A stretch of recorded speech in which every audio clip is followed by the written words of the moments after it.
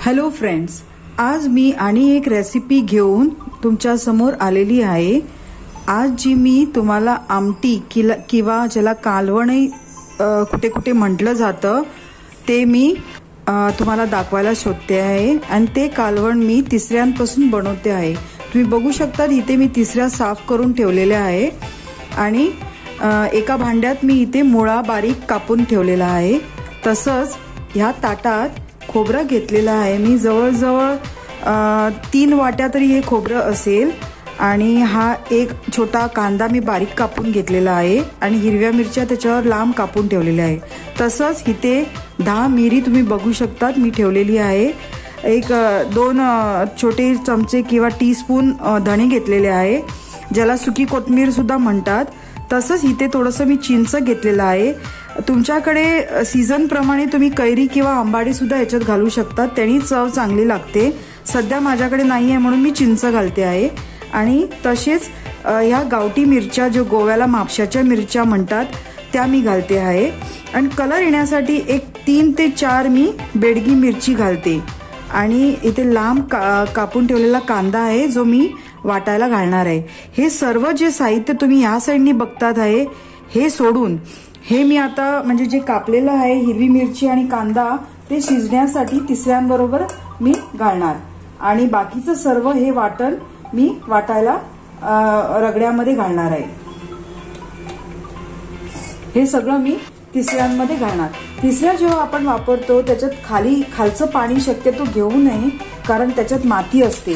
तर असं वरचंच पाणी आपण त्याच्यात घालायचं।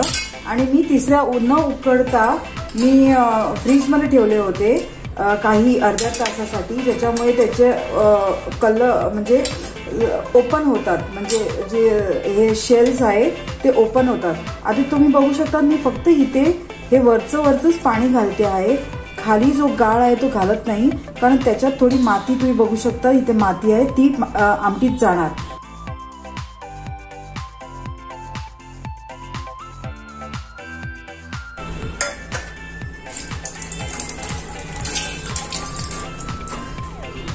हे मी शिजायला घालणार आहे, म्हणजे गॅसवर शिजवायला ठेवणार आहे। तिथपर्यंत मी हे वाटण वाटून घेते आणि तुम्हाला भेटते।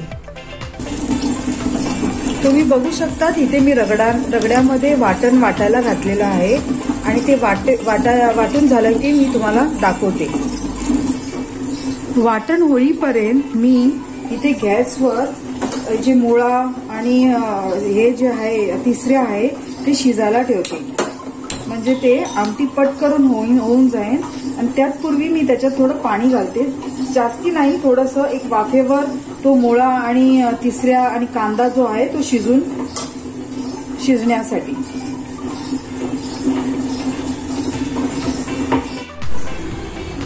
तुम्ही बघू शकता की तिसऱ्या चांगल्या शिजल्या आहे आणि आपला मुळा सुद्धा व्यवस्थित शिजला आहे, म्हणजे जे काही मी शिजायला घातलेलं होतं ते आता व्यवस्थित शिजलं आहे। तर हे वाटण आहे जे मी वाटून घेतलेलं आहे रगड्यामध्ये किंवा ग्राइंडरमध्ये, ते मी आता ह्याच्यात ऍड करते।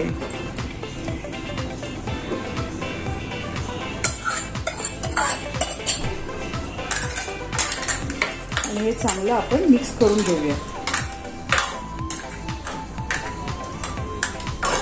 तुम्ही पाहू शकतात की ही जरा दाट झालेली आहे, तर मी ह्याच्यात थोडं पाणी घालते आहे।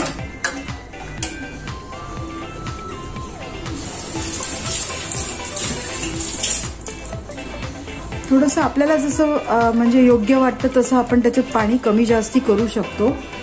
कोणाकोणाला कालवण किंवा आमटी दाट आवडते, कोणाला पातळ आवडते, आपल्या सोयीनुसार आपण तशी करू शकतो। आणि हे सगळं आपण मिक्स करून व्यवस्थित आता शिजायला ठेवूया। एक उकळी आली की मी त्याच्यानंतर उकळी आल्यानंतर मग त्याच्यात मीठ ऍड करणार आहे।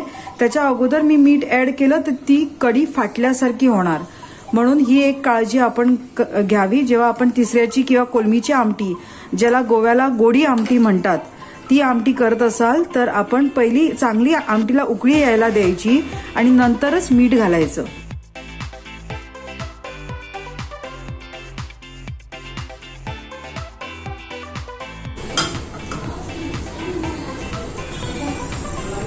अशी चांगली उकळी आली की मी आता त्याच्यात मीठ घालते आहे। आपण आपल्या इच्छा अनुसार मीठ घालू शकतो आणि ही आमटी आता खाण्यासाठी रेडी आहे। माझी नेक्स्ट रेसिपी असणार माणक्यांचं चिली। नक्की बघा, ती रेसिपी सुद्धा मी लवकरच अपलोड करणार आहे, तर ती सुद्धा रेसिपी तुम्ही बघू शकता माझ्या चॅनलवर जाऊन। आपली आमटी आता रेडी आहे।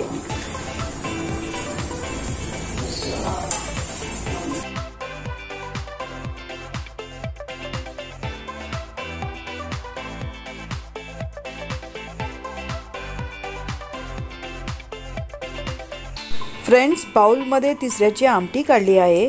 त्याच्या बाजूला माणक्यांचं चिली आहे, थोडं टोमॅटोचं सॅलड आहे आणि उकडा भात आहे। चला तर आपण जेवायला घेऊया। ही डिश तुम्ही नक्की करून बघा, तुम्हाला आवडेल आणि अशाच व्हिडिओ बघण्यासाठी माझ्या चॅनलला सबस्क्राईब करा। Thanks for watching.